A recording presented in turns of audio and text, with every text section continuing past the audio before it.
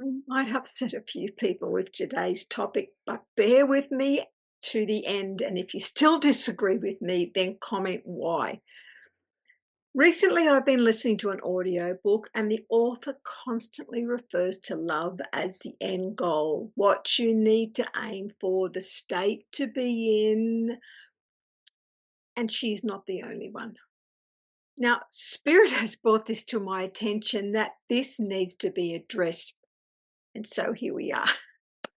Now, we're often told that love's the highest goal in spirituality, that we need to find it, give it, or become it. But what if I told you love is not the final destination or the highest vibration? What if something even higher exists beyond love? I'm Robin Plim, your spiritual awakening guide and author of Awake, Aware, Conscious. I'm here to support your journey of healing and transformation by sharing tools to unlock your true potential. Don't forget to subscribe for more content from my channel. Hit the like button if the video inspires you and share your thoughts in the comments below. Or check out my website if you'd like to do some work with me. Now, in this video, I'm going to show you why love, at least the way most people understand it, can actually hold you back. More importantly, I'll give you practical tools to shift into something far more powerful. And I promise by the end of the video, you'll feel an immediate shift in your energy. Let's go. Now, I want to start with our unconscious mindset, our beliefs, and those limiting patterns. The word love can have a number of different meanings and uses depending on your location, your culture, gender, and experiences. I love your hair. I love a good storm. I love pizza. I could go on, but you get that the word has become so overused and disconnected from emotions and feelings. Maybe you've never experienced the emotion of love or have been raised with distorted or manipulated versions of love as control. Many people chase love, believing that once they have it, they will be fulfilled, creating attachments and expectations along the way. Now, if our self-worth is tied to our lovability, therefore love is a goal, or you may unconsciously be seeking it from others rather than cultivating that inner stability. Love, as most people define it, is often an emotion tied to relationships, self-worth, and the external validation. While love is a powerful and transformative energy, in this unconscious mindset, it's conditional, fluctuating, and depends on experience. Now, let's look at the word love as a spiritual buzzword that can keep you stuck in your development. The biggest misconception for spiritual work is that love is often seen as something you must find or achieve. That idea alone keeps you stuck in a cycle of chasing something outside yourself. Now, the problem is love's often then tied to external validation. You feel worthy if you are loved. It becomes a measurement of success in spirituality. Am I loving enough, or am I receiving love? This attachment keeps you locked in the emotional loop rather than true spiritual expansion. So, what's the truth? Love is just one frequency.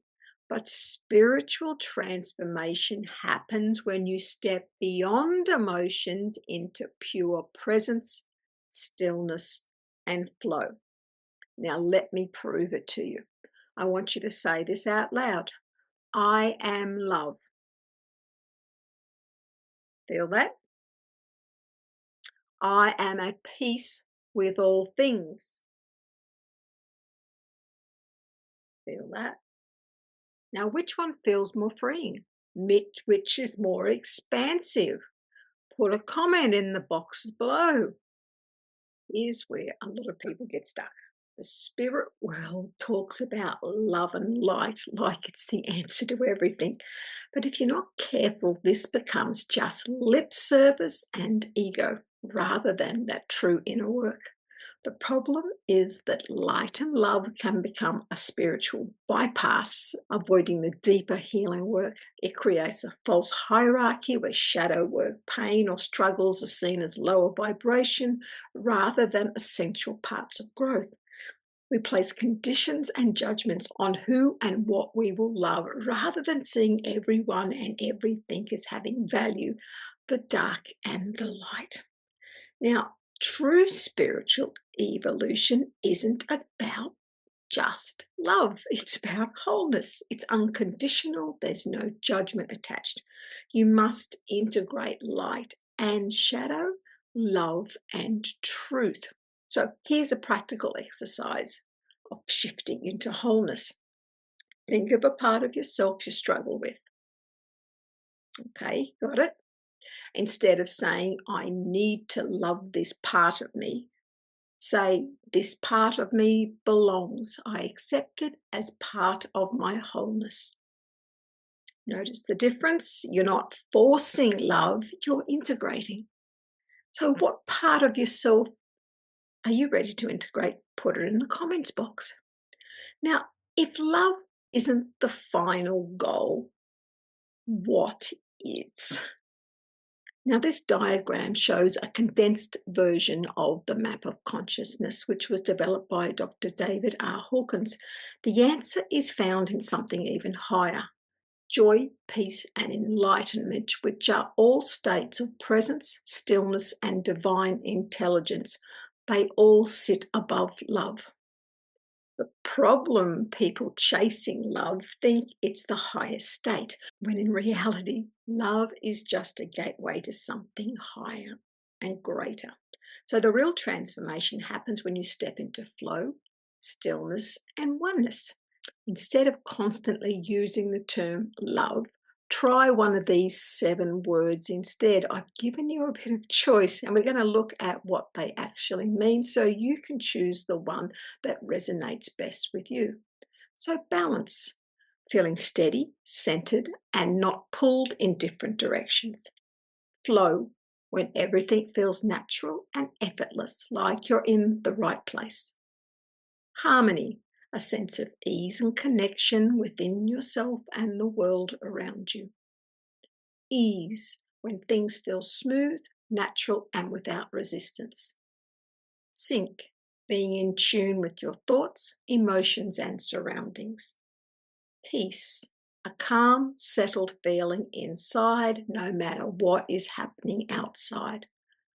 Wholeness, feeling complete, like nothing is missing. All right, so there's a choice to pick from. See which one suits you best. Now we're going to do a practical exercise. We're going to do an exercise called 30-second shift. So I want you to close your eyes, take a deep breath in, and release it slowly. Now, instead of focusing on feeling love, shift into stillness. Imagine yourself as the center of a vast, peaceful space. And now ask, what exists beyond love? Feel the difference? That space of deep presence is more powerful than emotional love. Put in the comments, what did you experience? All right, how does this apply to your spiritual growth? Now, I've broken this down into 3 areas. So if you're new to spiritual growth, stop looking for love outside yourself. Instead, cultivate presence. Quick shift. Instead of saying, I need to love myself more, say, I choose to be kind and present with myself today. If you're already on the path, shift from emotional love to wholeness. Replace the word love in your self-talk with harmony, flow, or presence, or any of the other words we've suggested. And then see how your perception changes. And if you're advanced in your practices, you already understand that love is an energy state. Now go beyond it into pure presence or peace. So practice deep stillness. Instead of trying to embody love, simply be. All right, challenge for your next 24 hours. For the next day, I want you to replace the word love with one of the other words: flow, harmony, wholeness, or any others I've suggested.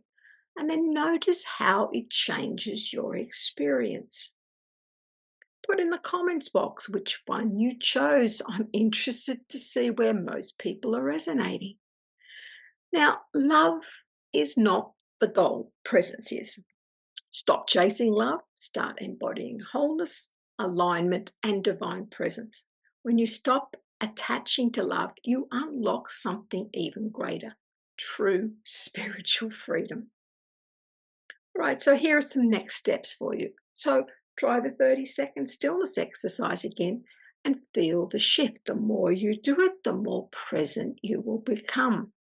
Maybe you could replace love in your self talk with that deeper words like flow, presence, or wholeness, or any of the other words. And comment below, what's one belief about love you are ready to shift? Or if you still believe I have totally missed the mark, add a comment too. If this video shifted something for you, hit the like, subscribe, and let's keep expanding together. And let me know in the comments what exists beyond love for you. If you know of someone who could really resonate with this message or give them a different perspective on their own use of the word love, then share it. Thank you if you are still with me. I completely honor you for taking the time to dedicate to your own practices and for being here with me.